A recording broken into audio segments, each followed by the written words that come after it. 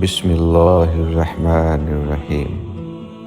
شروع اللہ کا نام لے کر جو بڑا مہربان نہایت رحم والا ہے۔ حضرت خفا غفاری رضی اللہ تعالیٰ عنہ فرماتے ہیں کہ رسول اللہ صلی اللہ علیہ وسلم نے مجھے مسجد میں پیٹ کے بل یعنی اوندے منہ سویا ہوا پایا تو آپ صلی اللہ علیہ وسلم نے اپنے پیر مبارک سے مجھے ہلا کر فرمایا، تم اس طرح کیوں سو رہے ہو؟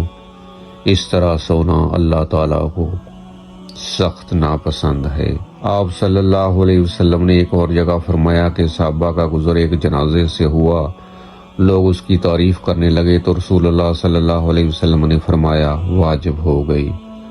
پھر دوسرے جنازے سے گزر ہوا تو لوگ اس کی برائی کرنے لگے، حضور صلی اللہ علیہ وسلم نے فرمایا واجب ہو گئی۔ اس پر عمر بن خطاب رضی اللہ تعالیٰ عنہ نے پوچھا کہ کیا چیز واجب ہوئی ہے یا رسول اللہ صلی اللہ علیہ وسلم؟ آپ نے فرمایا کہ جس میت کی تم لوگوں نے تعریف کی ہے اس کے لیے جنت واجب ہو گئی، اور جس کو تم نے برائی کی ہے اس کے لیے دوزخ بھی واجب ہو گئی۔ تم لوگ روبے ارض پر اللہ تعالیٰ کو گواہ رہنا، گویا زبان خلق کو نکارۂ خدا سمجھو۔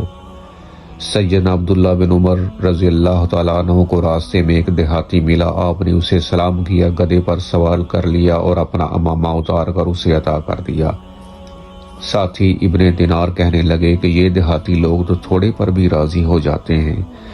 حضرت عبداللہ بن عمر رضی اللہ تعالیٰ عنہ نے فرمایا، اس شخص کا والد میرے والد حضرت عمر بن خطاب رضی اللہ تعالیٰ عنہ کا اچھا دوست تھا، اور میں نے رسول اللہ صلی اللہ علیہ وسلم سے سنا ہے فوت شدہ والدین کے ساتھ حسن سلوک یہ ہے کہ والدین کے پیاروں کے ساتھ بہترین سلوک کیا جائے۔ صحیح مسلم۔